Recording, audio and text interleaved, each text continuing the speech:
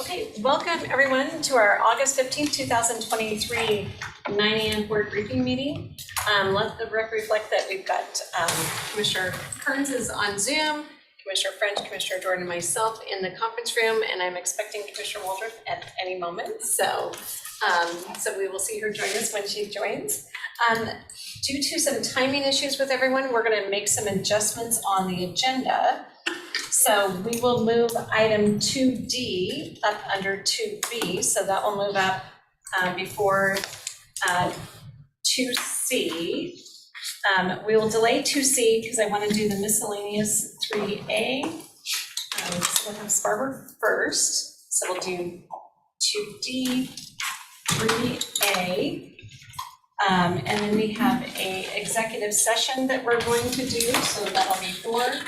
And then we will finish with 2D and 3B. 2C. Oh, 2C, sorry. We'll finish with 2C. Let me just get it all down here. And then 3B. So a lot of adjustments on the agenda, but we'll make it through. There's not too many items. So we're going to go. Tori couldn't join us, so we have... let's see, I'm just trying to make sure I've got, I'm not going to pronounce your name correctly. I can tell you that. Nicole Windsor. Thank you. And then Scott Stevens. Correct. So, okay, so we will go ahead and let you guys go ahead and do the briefing. Thank you. Scott Stevens, probation manager, and again, Tori does send her apologies she couldn't be here today. And also our business manager, Nicole is with us. Yes, thanks for letting me join. Welcome, congratulations. Thank you.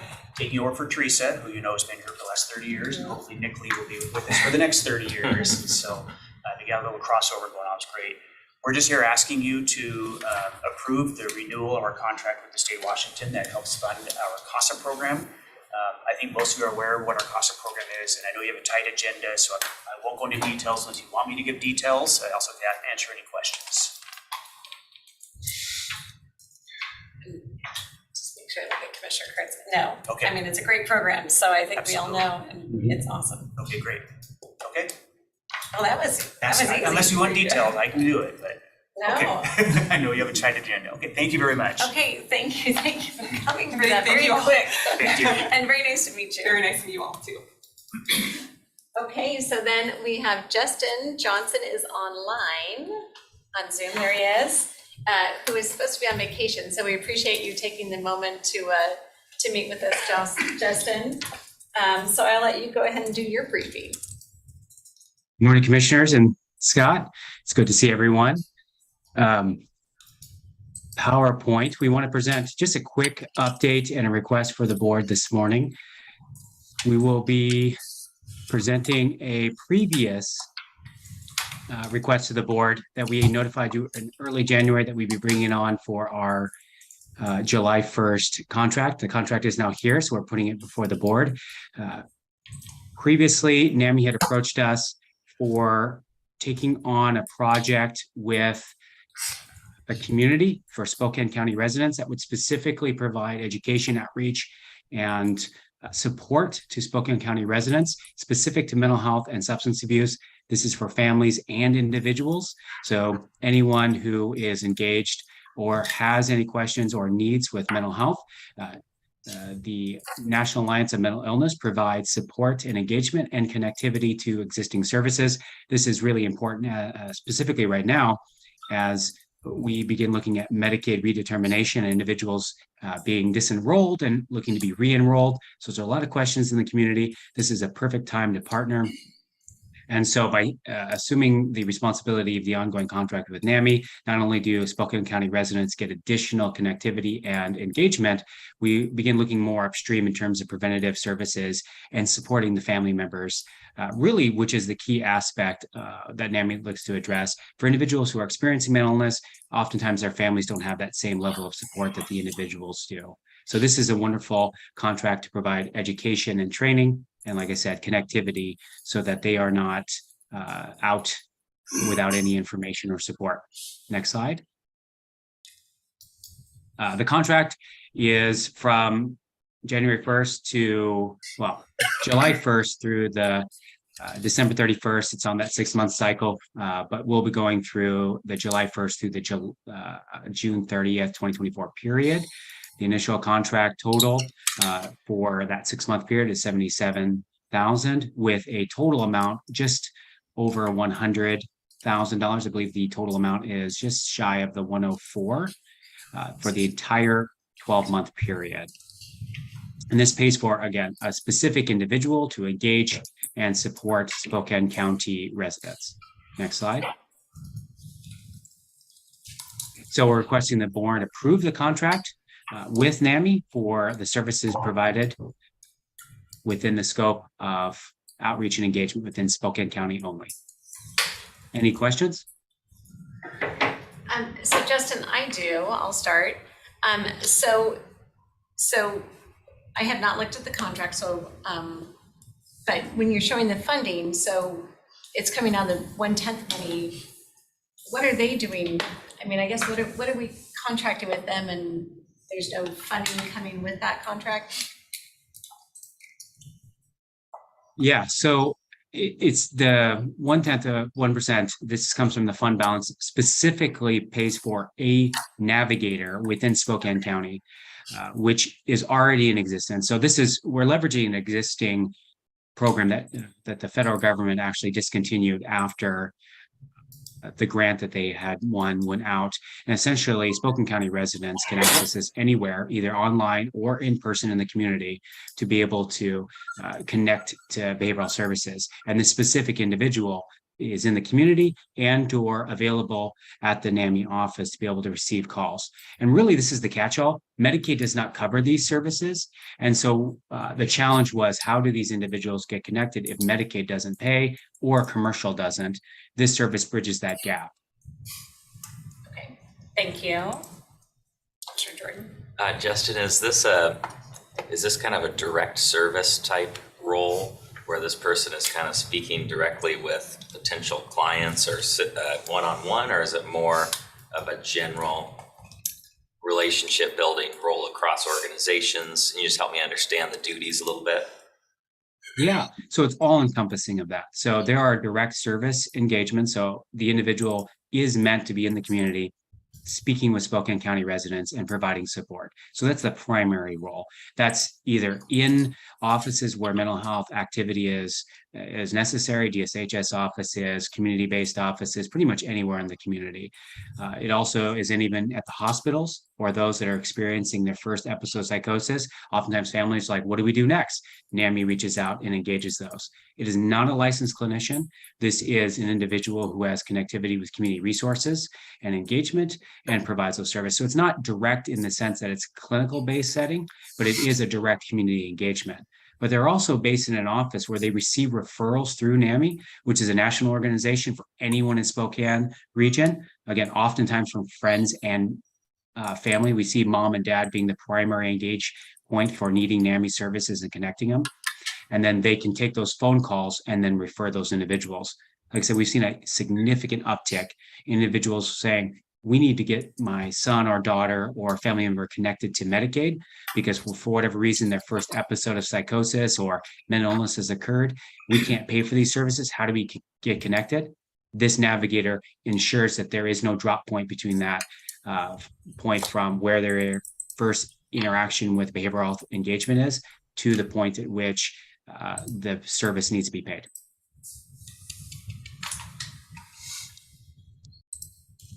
Thank you. I'm not seeing any other questions, so we can let you get back to your vacation. Thank you very much, commissioners. Have a nice day. Okay, thank you, you too. Okay, so then this is where we're gonna do the mix up on the agenda. So Leanne, thank you for being here, but we're gonna delay you. Apologize for that. So then next is gonna be Mike Sparber. Commissioner, I don't have two of the representatives are not online yet, unless Steve you're is. aware. Steve's Is Steve up? Okay, good. All right. My apologies, I didn't see him. I was hiding behind the pole over there. It's the safest place. You're not getting out of this. Thank you. If Mike, you're doing this, what they like. Right. Good morning. This is kind of a revisit on a topic that we've talked about before. The sheriff's office presently is sending their detectives to pick up fugitives from out of state. It's not a function that the corrections officers are able to do. Our authority ends at the state line. We can do interstate transfers of offenders, but we can't go out of state.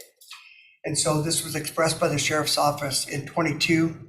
And through that process, we've worked through putting out an RFP. And then I think overall there were 14 companies that read it, and then 5 downloaded it, but ultimately only 1 had submitted for it. So through the review panel, we obviously went with the one that submitted it. And we've been working back and forth online, trying to finalize the contract on it. And there's been some challenges of it. And then what has come up is particularly the insurance and the rated insurance and the liability coverage with it. So I've asked Steve Bartell to kind of come today to kind of explain the background of it. Steve? Yeah, sure. Good morning, commissioners. So in the FRP, I recommended the insurance levels for general liability at $2 million per occurrence with a $5 million aggregate. Obviously, it's a bit of a higher risk service, and as you all know, we always retain that indelible responsibility for inmates.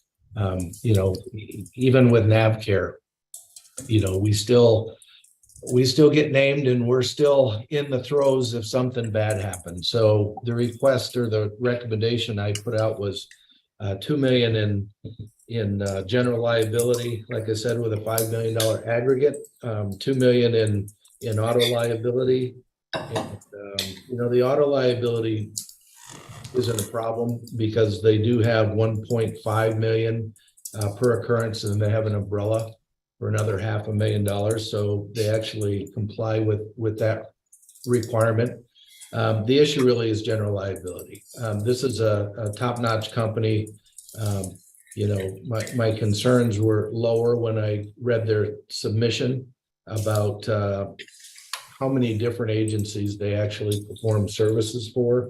But at the end of the day, if they're in an at-fault driver in an accident and inmates get severely injured or die, they're gonna come after the county as well as the contractor. So we certainly would be on the hook for anything above what we transfer away to them. And I just wanted to make sure that the commissioners understood that. I know this is the only player in the game. So we're going to have to look at our own risk appetite and see if we think it's acceptable to take on that additional risk that we can't transfer over to this company. Any questions? So Steve, I'll ask a question. Currently we're doing it ourselves, correct? We're Right. using officers or corrections officers or sheriff's deputies to do this. So we're actually on the hook for all of the liability at this point. Is that correct? That's correct. But we also have control on who we assign as drivers, who are vetted to do that, our training programs. We have a lot more control on who we decide are going to be our transport officers, and making sure that we're completely 100% comfortable with those folks that are doing the transport. And quite honestly, they've done a great job. Even though they have a pretty robust training system and certification system with this company, we still have no control on who they put behind the wheel or what their background check vetting program is as far as bringing folks in to provide the services in this transport company. Okay, and then with the transport company, because the sheriff talked to me a little bit about this, like how many other agencies use this transport company? I think they listed 24, was it, Mike? I can't recall. I don't have their submission in front of me, but I think 24 different public entities is who they currently contract with. Okay. Victor, did you want to add in here? I'm looking up on their proposal right now for that information. Scott. Steve, could you, for the commissioners, the recommendation in the RFP was 2 million per occurrence and 5 million in aggregate. And what was their, what did they offer back for their insurance coverage where the county would be named as additional insured? Right, they're looking at their certificate of insurance. They have $1 million per occurrence and with a $2 million aggregate. And again, you know, they, in some of the conversations back and forth, the federal government actually has a minimum requirement for transport companies, and they do meet that minimum requirement of the $1 million / $2 million aggregate. So they're certainly certified, they're licensed, they comply with the federal government regulations. It's just, you know, we're in the state of Washington, and juries are giving a lot more money out in Washington and California than they are in the Midwest or back east, where a lot of their business is. Do we know if they contract with any Washington state governments for this service? When I was looking at the list, I didn't recognize any other Washington state governmental entities, but I can't, again, without that proposal that they came back with the last go around, I can't guarantee that. Remind me, how many transports a year roughly are we talking about here? What's typical? Like 5 to 7. You know, it depends. It's not a great amount.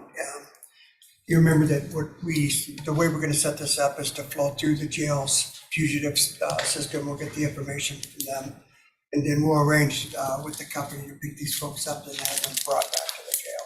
That's the system we put in place for it. I don't anticipate them taking a lot of them, but it's hard to tell. With things loosening up after COVID, it could go up. You know, those things could happen. So, Victor, were you able to? I'm sorry. Yes, in their proposal, they state they transport roughly 30,000 offenders for over 1,200 federal, state, and local government agencies per year. Yeah. I was a little off. I knew it was a 1,200 lot. versus I know entire states use them, so. But and some of the jurisdictions are probably just one that they need to do, so. I think it would be a huge benefit to the sheriff's office if we were able to do this. This is kind of a county solve. It's not a jail solve or this, it's kind of a county solve for taking care of this problem, so. That was the impression that I got from the sheriff, was that it'd definitely be better for us not to be doing this. So, Scott. Yeah, I think if Sheriff Knowles was here, what he's expressed to us is it takes detectives out of the work that they're doing on a daily basis, commits multiple days for them to be on planes, in hotels, having them come back here. So having a third party do it, the overtime that we avoid by having to pay detectives for this, allowing them to focus on their jobs here, he's very much in support of this. He was the one who requested Mike pursue an RFP for a third party to do it on behalf of the county. Do we have a total contract amount that's anticipated? Hey, Victor, would you cover the contract for me, please? Yes, sir. One moment.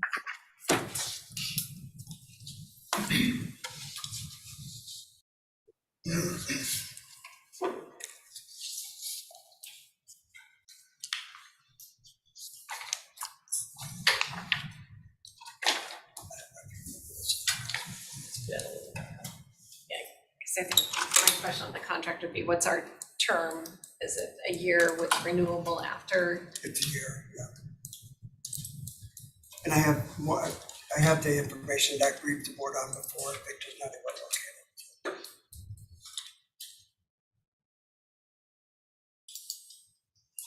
You recall, that's the information that was here before, so. Did you, there's nothing attached in the packet though, correct? Do you wanna just, There's no draft contract or dollar amount. Not yet. No, this was predominantly to discuss the Issue the risk. insurance, Yeah. the issue of the risk, Mhm. to be able to decide if that's something the board was comfortable moving forward on for a future consent agenda. Like, you've got the details of the contract? Yeah, just kind of backgrounds on it, the total contract Here's value. Victor's backup. Go ahead, Victor. Yeah, it's a per transport fee. So it's a on-call. So the total one agent transport is a flat rate of 4,500. And for two agents, the flat rate is 6,600, inclusive of all costs. So it's a per trip, that's what I was gonna. Yeah. And then how long is the contract length and is it renewable? It's a 1-year initial term Okay. with, I believe, 4 1-year renewal options. And that's on the county's discretion. And Mike, do you recall, I think in the pre-RFP assessment, we did an analysis of how much was being spent within the sheriff's department on that? Do you have that amount? I don't think I know it. But I do know that on the pre-talk conversation, the total contract value was not to exceed 40 trips, I believe we set it at, Victor. Based on trip usage, this would be an ongoing budget renewal over a year. The last trip for the sheriff's office was $7,520 for the trip. So using that, we averaged out 10, 15, 20, 25 trips, et cetera, out to kind of get an idea of what the, some idea of what it was. It's actually less than they paid. It was 6,600, Victor, am I correct? Yes, sir. 6,600 For two agents. for two agents. And the last time they used the service was $7,500. And then the cost would be what you expressed, Scott, which would be the overtime for two detectives to go down there. If it was an overnight stay, it would be the per diem as well, and then, the travel back. So, which would be much more expensive than what we're talking about today.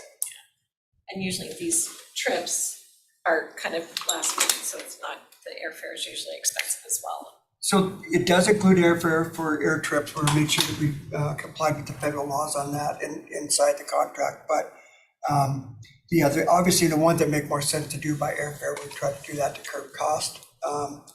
Otherwise, we would probably have them on a shuttle bus right in from here. And the system works by picking them up. Like, let's say they're in California, they stop along jails along the way in order to take rest breaks and those type of things. So until they finally make their way back to the state of Washington. Kind of similar to what the shuttle system does in Interior. We make a stop at Alonsburg, but that's as far as we go that way, and then they pick them up from the other side. Really, the question is about the insurance portion of it today in front of you.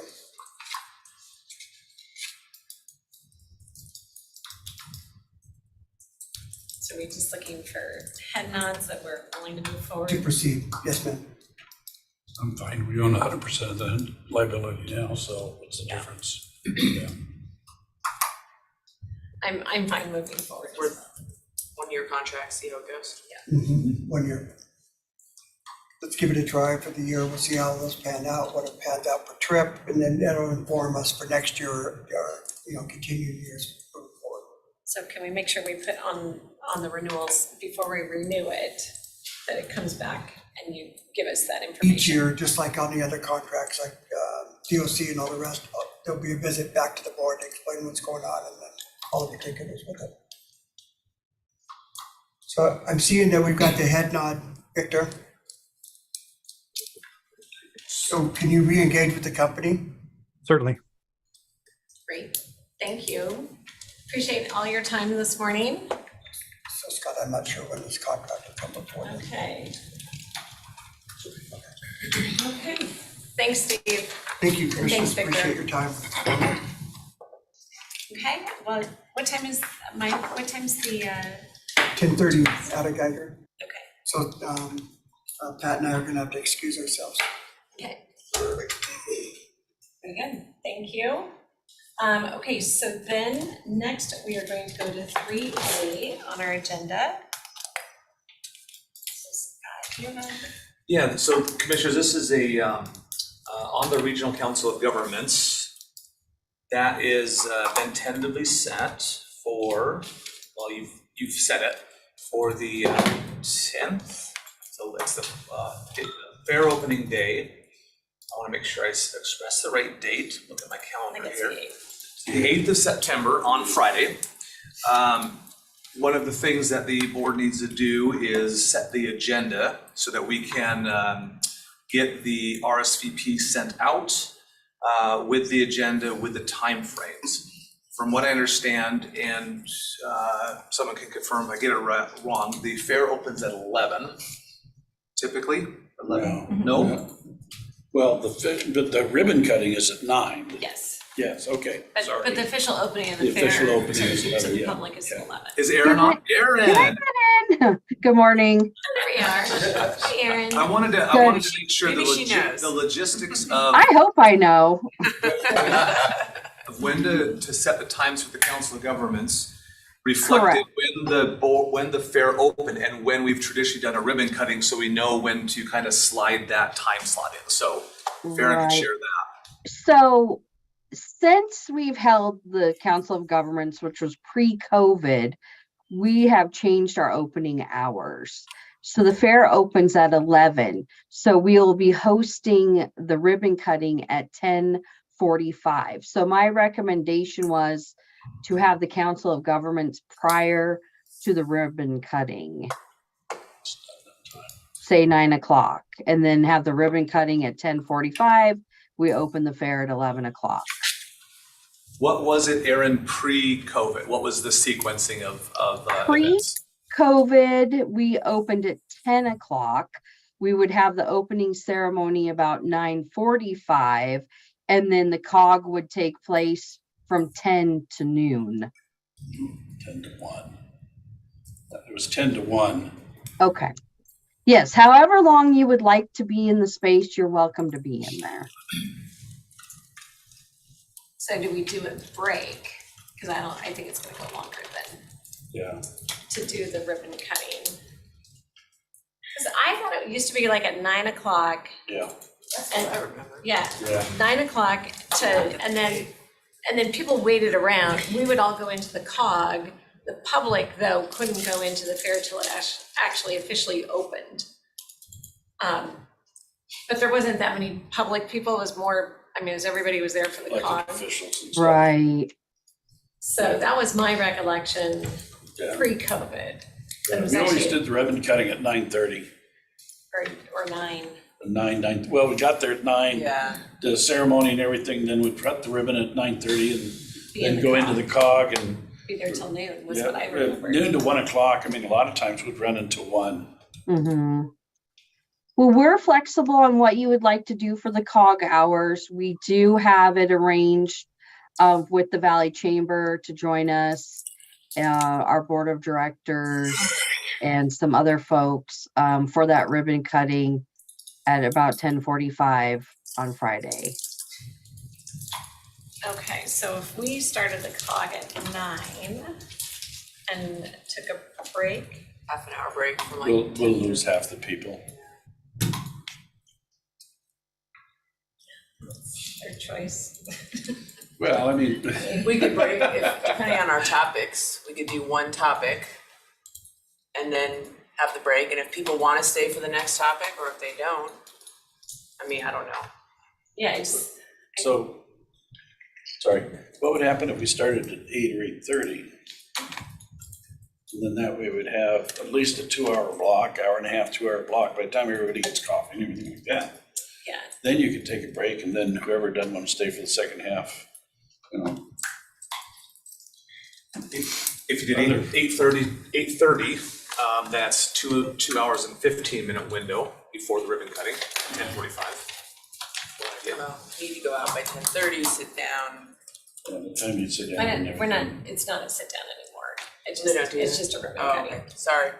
Oh, we're not gonna do the The olden ceremony and all days, that sorry. good stuff? Oh, okay.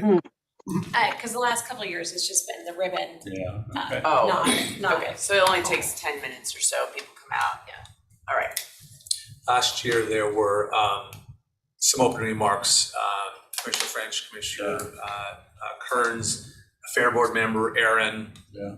Maybe 10 minutes or so, some recognition of some people, and then ribbon cutting. So it's probably 15 minutes in total. Sound about right, Aaron? Yes. Yeah. Well, you had color guard and all that kind of stuff too, so, yeah. But if you're gonna do everything in the afternoon, then we probably end up having to do something for snacks or something through the noon hour. Do both of them, start the COG at 11 and go until, I think that's. I harder think it'd be better to start it. yeah, start Maybe earlier. doors open at 8, 8:15, and then we start promptly at 8:30. 8:30. I don't know, it's still, Gives you a 2-hour and 15-minute window to deal with if you want to be out of there by 10:45 for a ribbon cutting ceremony. Maybe 2 hours if you allow time for a transition, so you're And then probably. People can go into the fair. If we're not finished, people can choose to come back. Yeah. There's more discussion, but we can try to be done by 10:45. And then people can go into the fair. I don't know. I don't see any other way to, Aaron, since you've already got it scheduled like that. I'm hearing 8:30 to 10:30. And then then topic discussions, and then which is first, and then how much time for each of them. So the 2 topic discussions I've heard about is Measure 1 discussion, and then the regional homeless collaborative discussion as well. So 2 that I'm aware of. Well, Two that I know. since we've got a ballot measure, I think measure 1's gotta be number 1. And the homeless, so do like 30 minutes, if it goes shorter. And then an hour and a half for the homeless.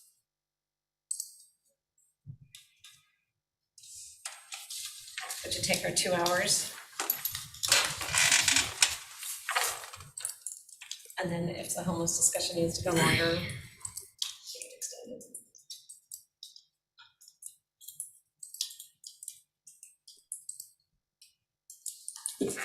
We talked about a facilitator, perhaps. Is that what the commissioners are still wanting to do? A facilitator and a facilitator for the entirety of it, or a facilitator for any part of it and the second part of it only? I think I'm a regional homeless. Regional, it's the only part of it I think you need. Because I think we're really gonna need someone with only an hour and a half. We're gonna have to be really Targeted. well planned about what is the goal for that hour and a half. What are we asking other local governments to come prepared to discuss? And how do we have that discussion in a way that's, interactive, but doesn't end up, we only have an hour and a half, so. The commissioners had talked at the last meeting about creating a list of questions and bringing those together for, along with other jurisdictions who might offer some of their questions, coalesce them together, maybe have a top 10 and of most frequently asked questions. So top 10, and then have the facilitator kind of go through those things.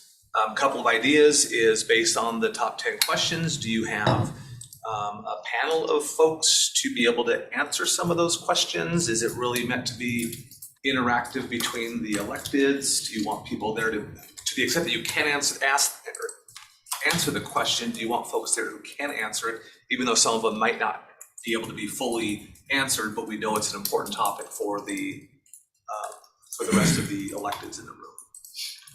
And so I think we have to have, my hope is that we have those questions at least a week coalesced, at least a week in advance, so people that could answer those questions will be able to be there. Not all of them are gonna be solvable, kind of thing, but at least be able to have a dialogue on them. That I think by a facilitator would be, the way to do that. I think I'm hearing people are starting to get the questions together. So,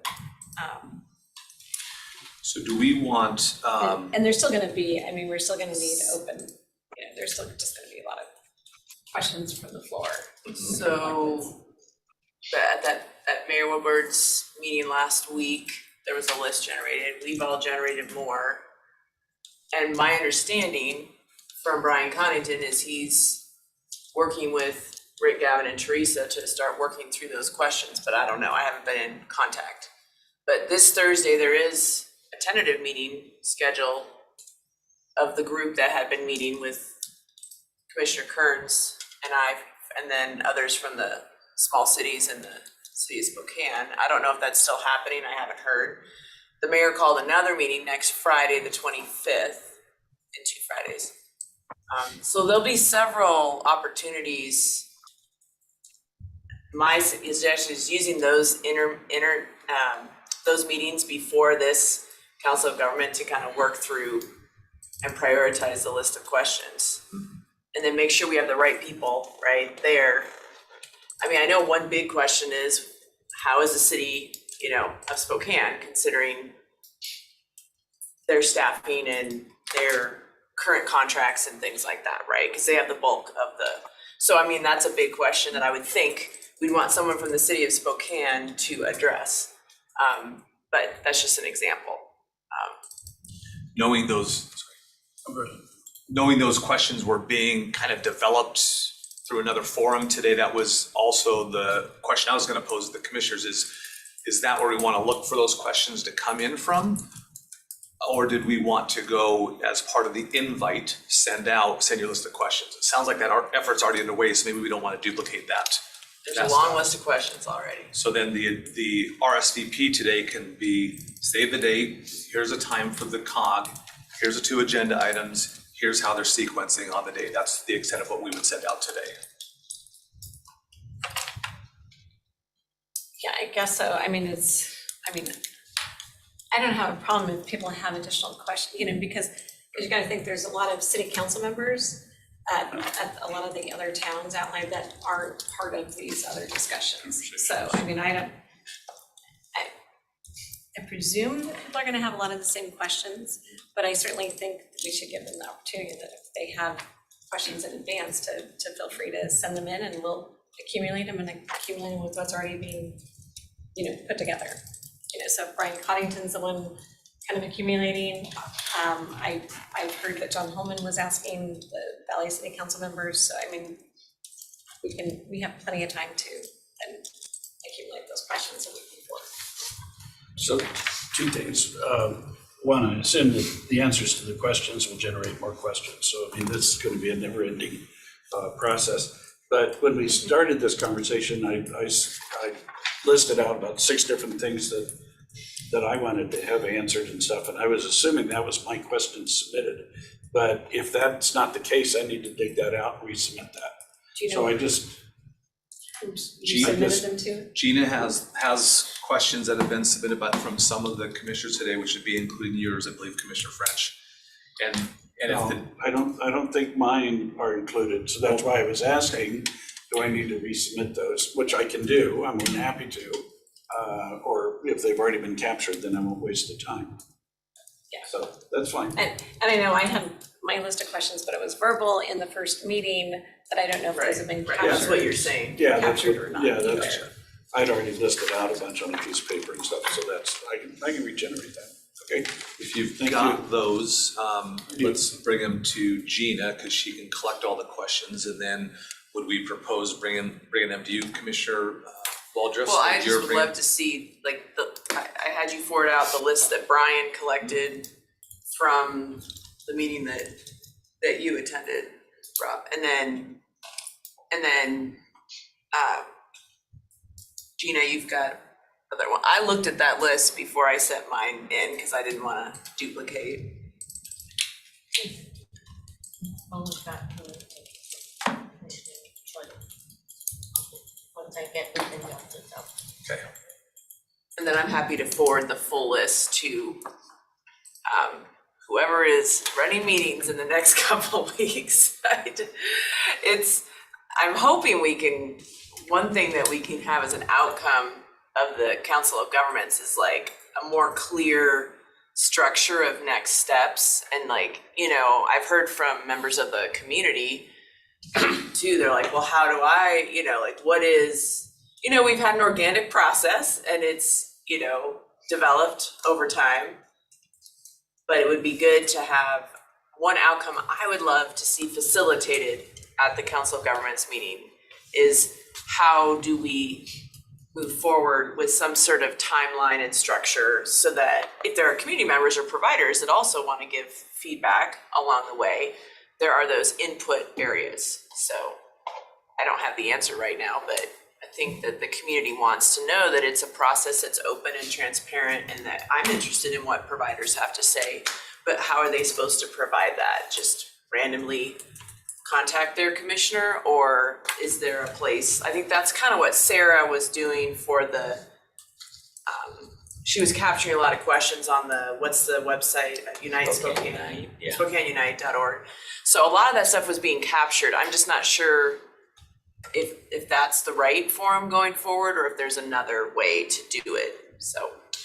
Ultimately, if the board's looking for a facilitator to run the meeting, we've got to have a list of questions in advance. It's got to be synthesized down to the most common ones so that they know what they're trying to queue up during the meeting. So if it's the regional group doing this or the through the mayor's initiative or whatever, we've got to make sure we've got some sort of list back at least a week in advance, I think, to be able to get those questions, to be able to make it a productive meeting. Well, I would love, if we could find a facilitator by the end of this week, I mean, then that person will need to start meeting and identifying what are the goals of the meeting, how do we structure it, giving us ideas, hopefully, about ways to do that in a short time frame. We need to see who's gonna pay for it to the facility, if someone in the community that is gonna volunteer, or if it's a loaned Yeah, person, executive. or if, I've got an idea I've shared with a couple of commissioners too, which I'll be reaching out this week to request if there's capacity and willingness to do that. So, okay, Loaned executive would be great. yes, A community volunteer would be awesome. yes, agreed. so. Okay, So we'll keep moving, so then the questions, we'll probably just bring it up under miscellaneous over the next couple of weeks, just to see where people are. So I'll be in touch with Gina Okay, and make sure I forward on back to the city. And if the valley sends in more questions, I'll be involved in just trying to figure out, make sure that there's a comprehensive list. Okay. So that we can be effective and well prepared for the 8th. But we have time. I feel good. I feel like we're on a good trajectory. and I just don't want it to seem like we're driving it, No. we're just trying to facilitate it. Yes, That's yes. all. This is an we as- opportunity that we're providing from the county to have everyone come together. So, okay, then Brenda's already been working on an RSVP with the invite list. She's got something created, so I'll work with her after this meeting to finalize the times, the agenda topics, and get that thing sent out so people can pin it on their calendars. okay. So next, we would have our executive session, because you came in a little late. Commissioner French has to leave at 10, so. So, Chris, how long is the executive session? I would say, And let Leanne, so based on what we're talking about, 10 minutes. okay. So then, and so And just, then, I'm sorry, was there something on the opioid? Is that, can we do that? We're gonna come back out. Oh, okay. so, just for timing purposes. So we are going to go into executive session for approximately 10 minutes. Okay, it is 9:44, I'm gonna say we'll be in at 9:45, come out at 9:55. Do we anticipate any action? No action. Okay, and who would you like in that executive session? I think for this one, it will just be the board, CEO Scott Simmons and myself. Okay, And yes, this is under pending potential litigation pursuant 4230-110-1I of the RCW. okay. Thank you, we'll be in executive session then until 10:55. And we'll see everybody back in 10 minutes.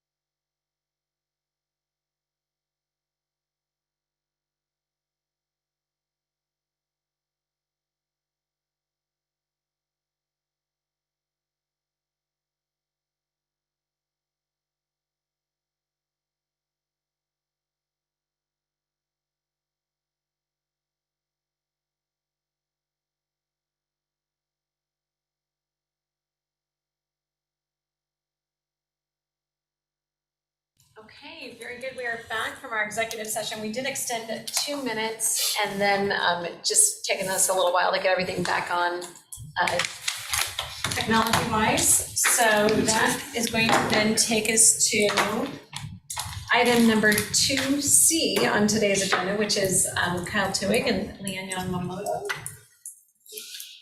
and Monty. Thank you for your patience and our changing of the agenda schedule around. Always interesting topics, I'll say that. Never a dull moment. Never a dull moment. Good morning, Commissioners. We're going to provide just an informational briefing for you all with regards to the Commute Smart Northwest program, which is headed by our own Leanne Yamamoto. We should take it away. Okay, super. So I have a PowerPoint. Good morning, Commissioners. Thank you for letting me be here today and present to you just kind of an overview of the program, talk about the impacts that it has on the community, and then also our funding sources as well. We've received 3 grants recently, so I'll go over those with you as well. So we can go to the next slide. I don't know how to, yeah.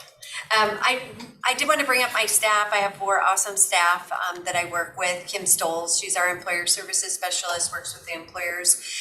Billy Norton is our marketing and graphic design specialist. And then Linda Radford is our TDM assistant as well. But they're great to work with and do a phenomenal job too. So just wanted to give them a shout out. So next slide.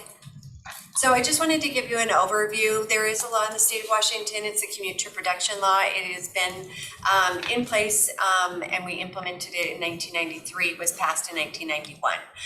It's part of the Washington State Clean Air Act and it was updated in 2006 with new goals. So I'll go over those in a couple of slides as we go along. So go ahead and go to the next slide.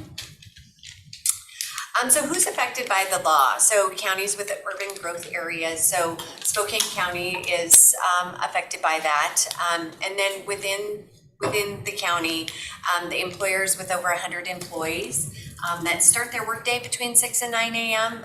And that work at least 35 hours a week.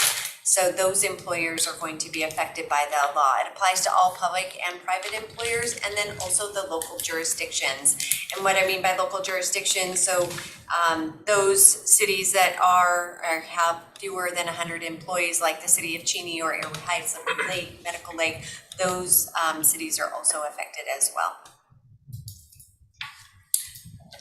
So we work with 99 businesses throughout Spokane County and help them to encourage their employees to carpool, ride the bus, bike, walk, fan pool, work compressed work schedules, and then also telework as well.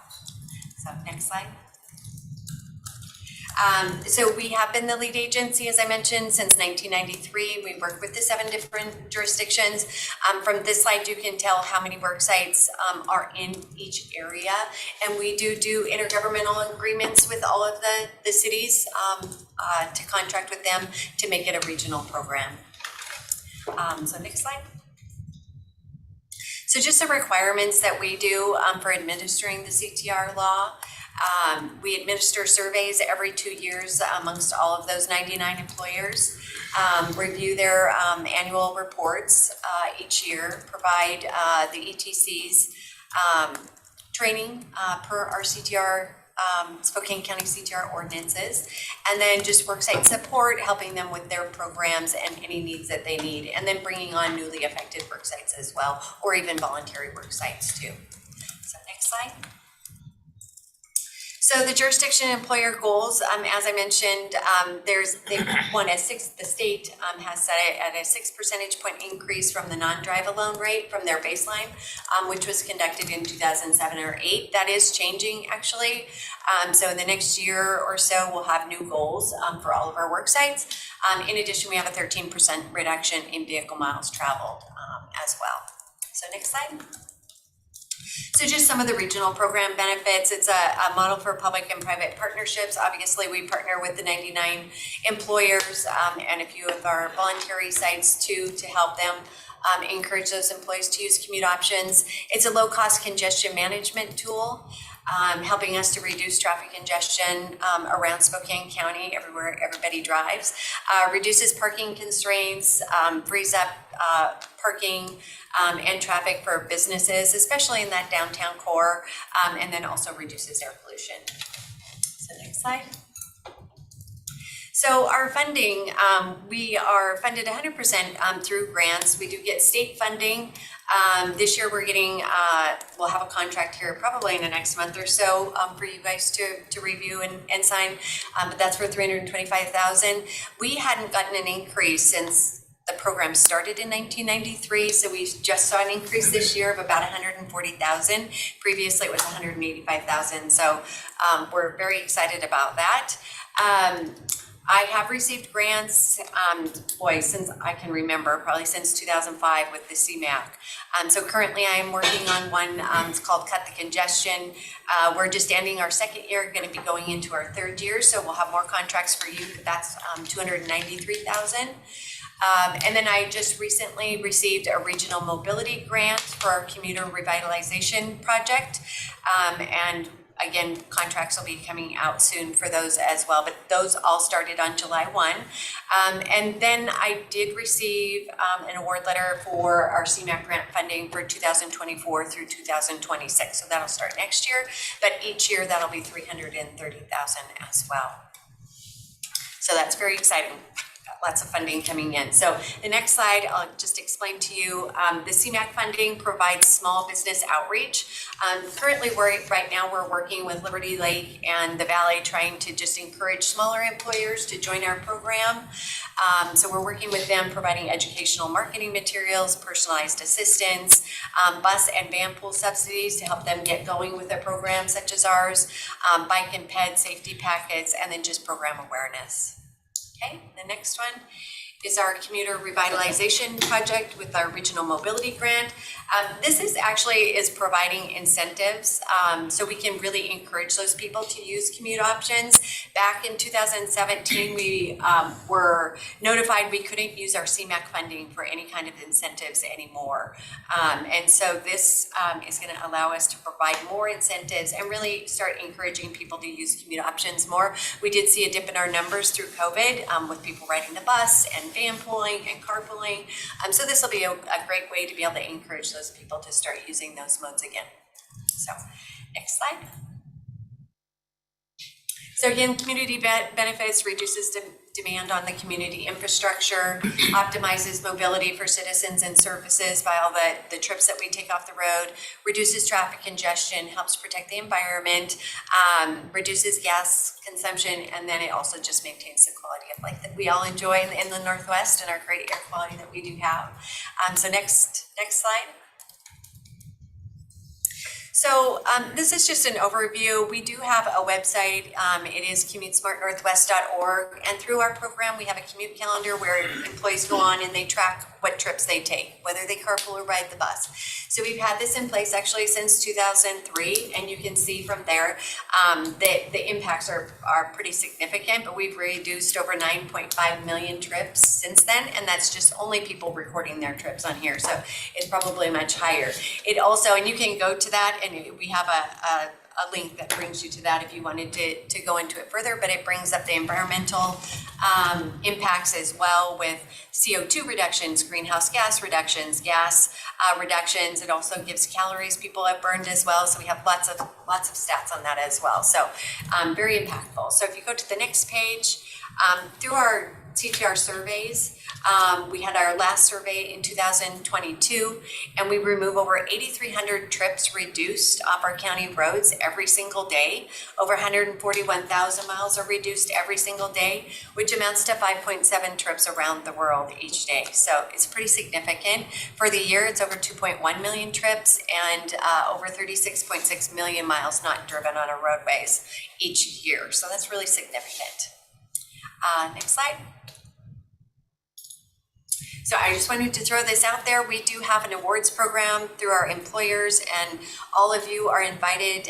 But the save the date is February 8th, and I'll go ahead and send that out to you after this message with that information. If you could put it on your calendar, that would be great.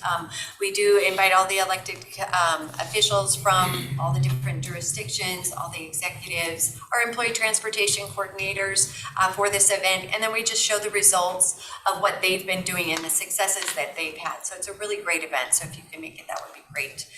We would love to have you, and it's at the Davenport Grand Hotel, and it is a luncheon awards event. So, and then the next slide.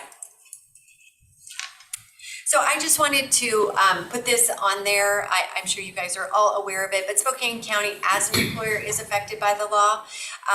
And so we help them with their program. Julie Corshin is the employee transportation coordinator. So when people are looking for different modes to get to work, obviously we have limited parking here. So it helps to really to promote the program with riding the bus and taking carpooling and vanpooling and things like that. So we work with Julie over in HR with her program, along with all the other coordinators at the 99 Work site. So, and that's my presentation. So do you guys have any questions?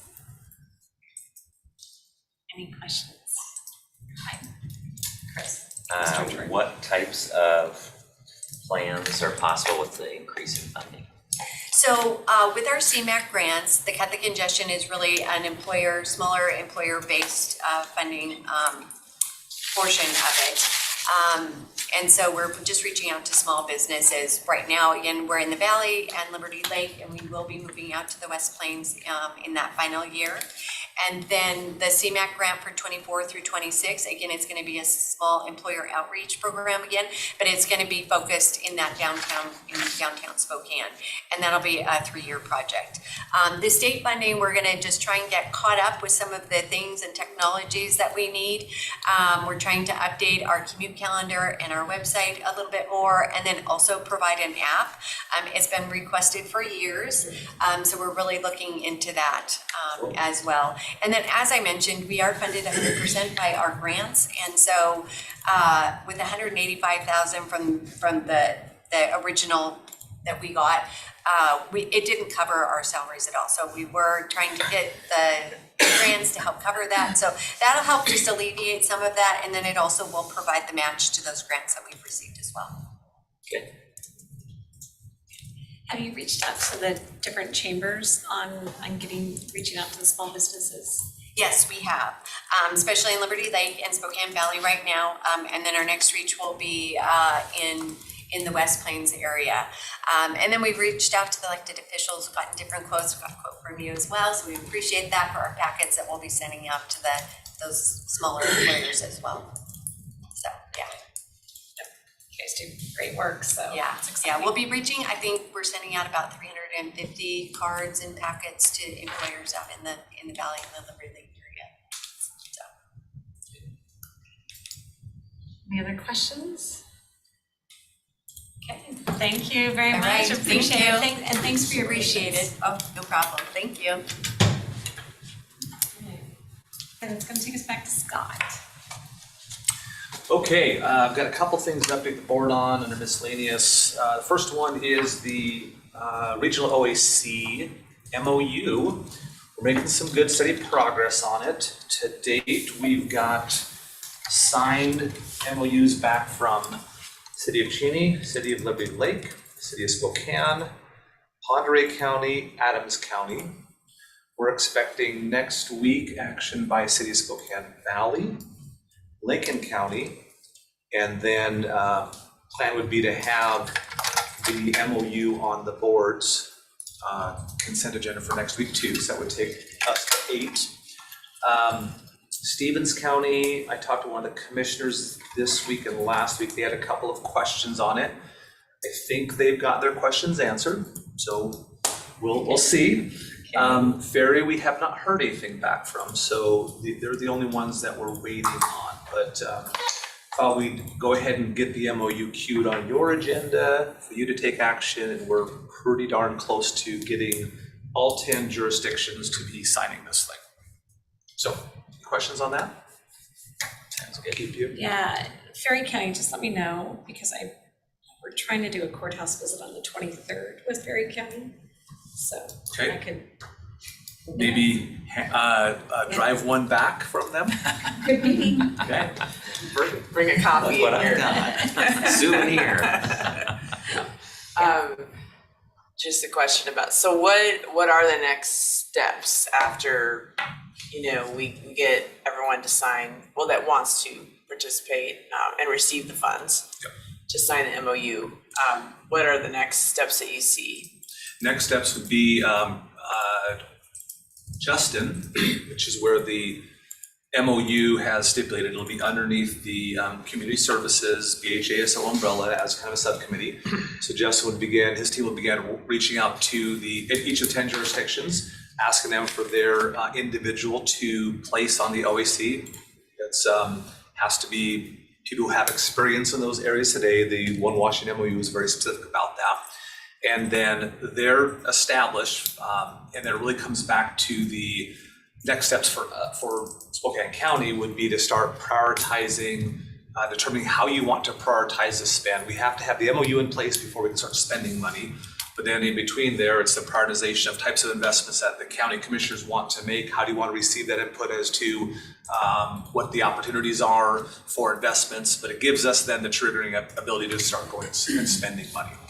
So establish the OAC, the MOU establishes the OAC, get all the 10 participants on there so they're set in place, and then start to figure out what your prioritization process is for identifying how the dollars want to get spent. And then we're off and running on RFPs, contract administration, all that stuff, which we'll manage in-house through Justin's team.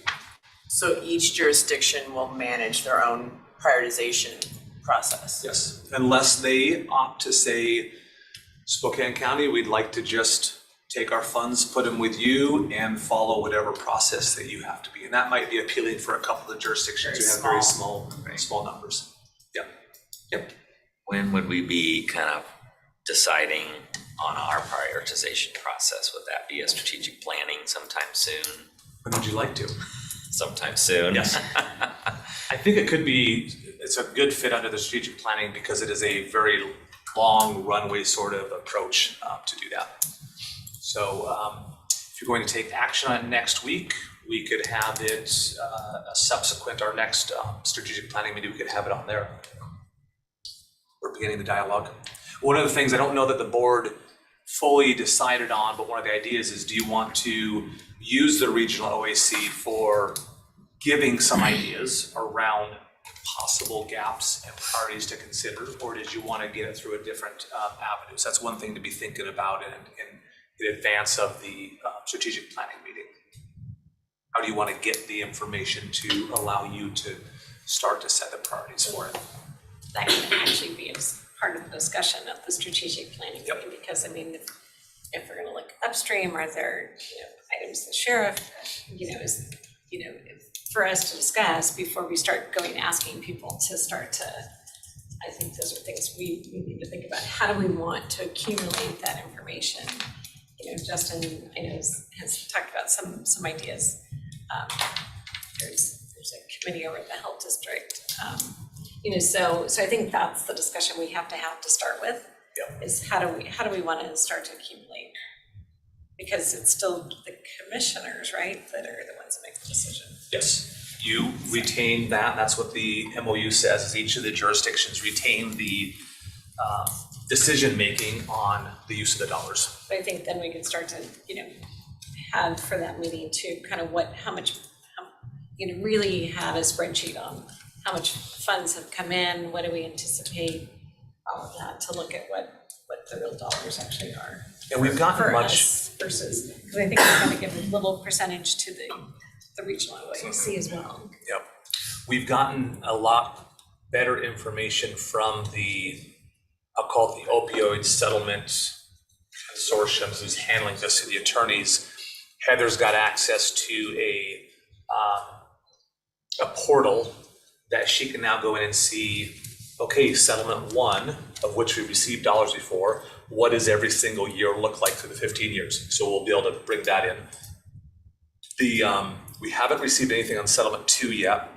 We have received some monies on what's called a NOAT Trust 2.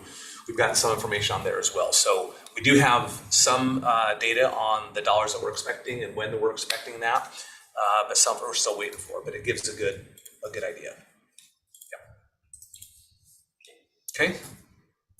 I have one more item for miscellaneous. The clerk received a request from the Milan Cemetery District number 5. This is a special purpose district that have 3 commissioners on there, all elected. They have been down 1 commissioner, and now they just lost another commissioner. The election for the one that they were down is up in November here. But now they're down to 1, so they have no quorum, no ability to make decisions on anything. It's a very small cemetery district up north in Commissioner Kern's district, I believe. So the state statute, as our legal counsel has shared with us, indicates that if they're down 1, they're down to they're still at a quorum. The board itself, the cemetery board, can select someone to fill the rest of the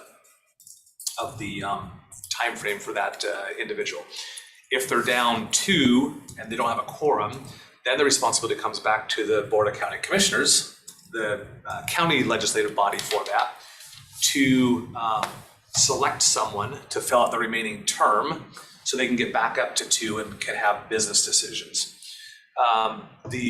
The board has sent a letter, the cemetery district has sent a letter to the commissioners that said, hey, we've got someone who's running unopposed. It was the only one who actually filed.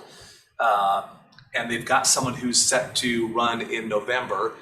They've requested the board to appoint that person for the rest of this term. It's really up to the board. Do you want to appoint a person?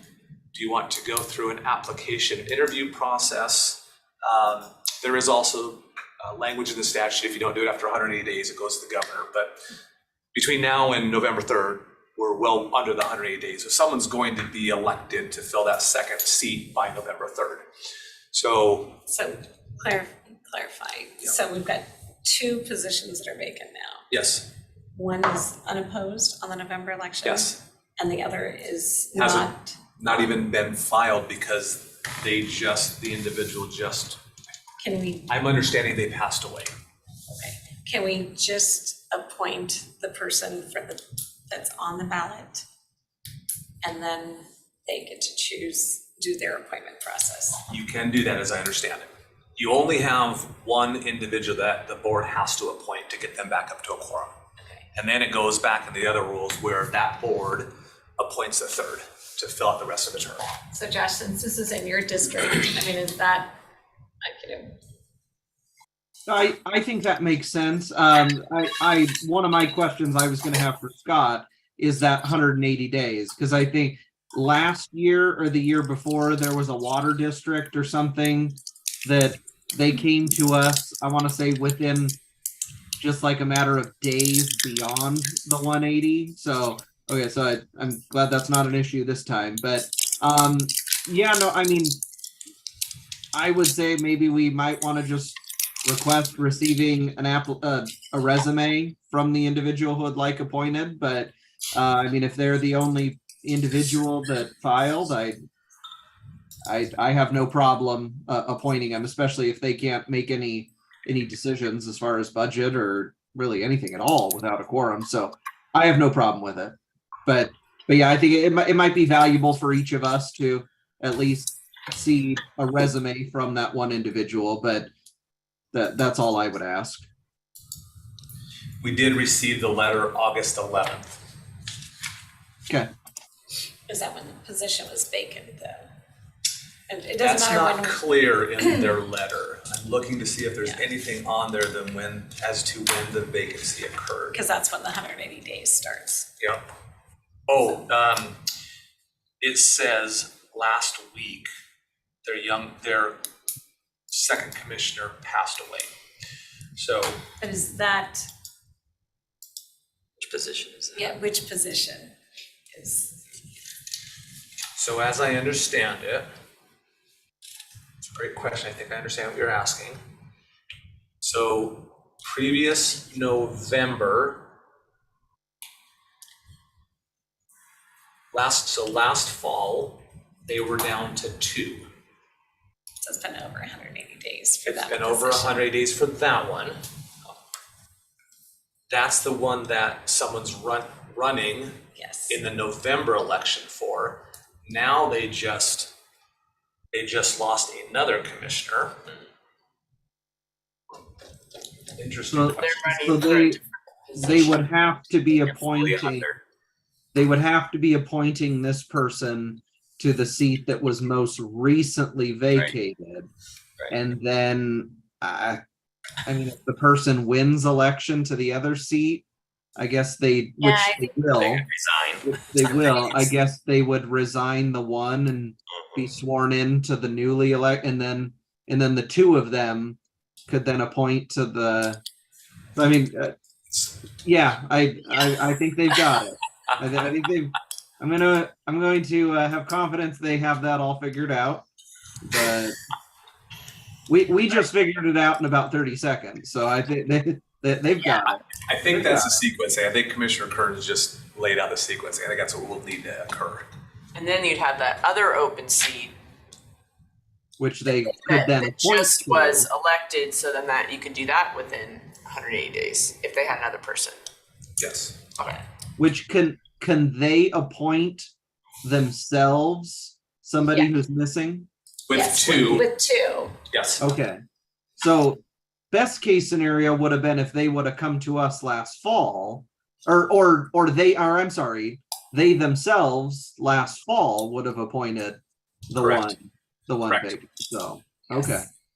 So I'm seeing this as they were down 1, they had the ability to appoint, they recruited or someone decided to sign up for it finally after some period of time, so they were on the November election. Now they're down 2, and that second one is what's triggering the need for the Board of County Commissioners to place someone in that role. And so if you do that, you place someone in that role, if it's the same person, then once the November election comes, they get certified, assuming they get voted in, since running unopposed, I think it's a safe assumption, then they will step out of this role that the Board of County Commissioners has placed them in and fulfill their duties in whatever seat that they just ran election for, and then they'll be able to, between the two of them, select someone to fill the third seat. There's one, right? I hope so. Is this something that would just go on a future consent agenda? Correct. Okay. That's what we understand, but if there's anything that's different, we'll clarify with you. Yeah, but again, I would just request that we get a copy of a resume from just so we all know who it is we're appointing and what their background is, but that's all I would ask. So not as far as state statute requirements, but the board does have in place a policy that says all board appointments will be advertised. Is that boards and commissions for our, just? It doesn't specify. The policy just says all board appointments will be advertised, and where appropriate will be advertised in the newspaper. This seems, I mean, this is an elected official type appointment. And like when we've done appointments for the legislature or anything like that, I mean, we don't notice those. We don't advertise those types of things. Like, I mean, for instance, like. Yeah, because it is an elected position, I think Yeah. that's different than, Sure, and I don't think there are any legal ramifications. There's Because just there's a probably an very there's an broad RCW. policy in place. That outlines this whole 180-day thing, right? Yeah, that's that's in the RCW. Right. That's the state statute requirements, yeah. None of the board policy has effect on that. In the resolution appointing, could we just state that the board waives that policy for this unique circumstance or something like that, just to make clear Sure. that this is Or unique? or that the interpretation is that To the extent it applies, it is waived or something. Yes, yeah, certainly. My guess is because it took so long for them to find someone to to go and seek election, it's not a well sought after. You kind of have to. Don't tempt fate. I will not. Yes.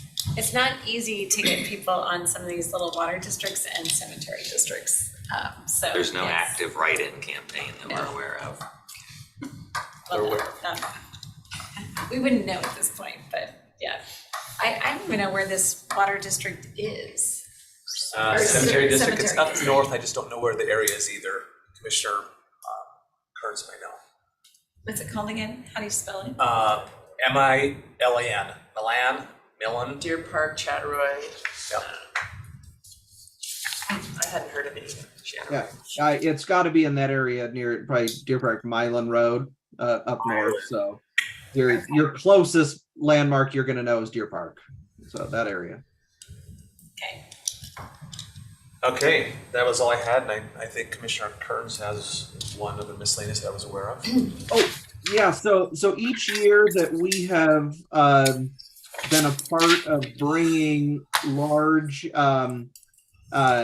expos or large exhibits to the MAC has given us an employee night so that this year, because we helped bring the Minecraft exhibit to the MAC, which starts in September, they have offered us the evening of October 4th for our employees to go for free and view the Minecraft exhibit. Usually the way we've done it is we've set up to where we have two groups. We have sort of a first group and a second group, sort of the first hour. We have sort of one half of our employees that they can sign up to go in the first group or the second group. That way it doesn't get too overcrowded. There's still, the ability to see all the exhibits and you're not shoulder to shoulder there. You can actually enjoy it a little more. So I think we usually do that through like an Eventbrite type thing. You either sign up for group A or group B and you'll have your time to go through. So October 4th, please put that on your calendars. Usually as commissioners, we go, if we're available, we go and kind of stand at the entrance and welcome people as they arrive, our employees with their family members. But it's always a fun time, and looks like we the night the MAC has open for us to do that this year is October 4th. Okay, and Ashley wanted to speak to this. Perfect. Yeah, thanks, Commissioner Kearns. I'm really excited they want to do that again this year. So just for relevance, so last year, Jared and I kind of spearheaded getting the invite out, and then RSVPs we actually did just through email. So I'll connect with Pat and see if we want to tackle it similarly this year, or if, to Commissioner Kearns, your point, we want to maybe look at an Eventbrite. But yeah, I love that. Thank you. We'll make sure that we get the notice out to our employees, we get the sign up sheet going, and then the night of the event, we'll be there with any of you that would also like to be there, meeting and greeting, and we just check people in as they come to make sure that we have the groups and all that stuff. So that's super exciting. Thank you so much. Well, the big thank you goes to Ron. He's the one that is he's got all our contacts at the MAC and help line it up. So thank you, Ron, for getting that all set up for us. Thanks, Ron. Okay, so is there anything else? I think that takes care of all the Thanks, Ron. miscellaneous items. Miscellaneous for me. Okay, so let's see, so, am I hearing correctly that we do have executive sessions for the meeting after today? Yes, we do. Okay. I think there are 4 left, I think that are ready to go. Any that can be done at this time, or do you need all 5? I've got people who are ready, who can come over, on one involving, one of Kyle's projects. There's certain- Let him know, John. Yeah, I know, but I will make him come over if we're ready to go on it. I mean, the question to you is, do you need all 5 commissioners, or? Well, I think that's, I would ask Kyle on his, whether he wants. I don't think it's a huge controversial thing, so. Okay, then if we can take care of that now, since we have time, that'd be Yeah, I think the other ones, it would probably make sense to have everybody. That's why I asked the question. Yep. Some seem to not be as controversial as others. And then this afternoon, just for timing for all of us, how long do you anticipate the 3 in the afternoon? Let's see, the Not that it afternoon, ever goes as planned. yeah, an hour. So then, do you need to get somebody over? Yes. And how long do you anticipate this one to be? I believe we have this one scheduled for 20 minutes. Get it now. Should we announce it? Yeah. So the item is for pending and potential litigation. Under RCW 4230-110-1I. It'll be about for 20 minutes to include the Board of County Commissioners, Chris Anderson, myself, Kyle Tuig, and Matt Koza. Could you also include Casey and Sarah Gordon? And Matt Zarakor and Casey Evans. Correct. Okay. And no action, Kyle?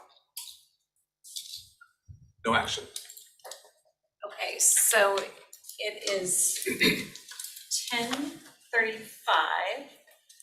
We will take a 5-minute break to get everybody here and kind of get everything switched over. So we will say that we are going to start, we will start at 10:40 and it'll be for 20 minutes. So that'll take us to 11 o'clock. And no action is anticipated, right? And so then we will adjourn our morning meeting at 11 o'clock. We'll let the clerk know if we extend the executive session, and then we'll see everybody back for our 2 o'clock meeting.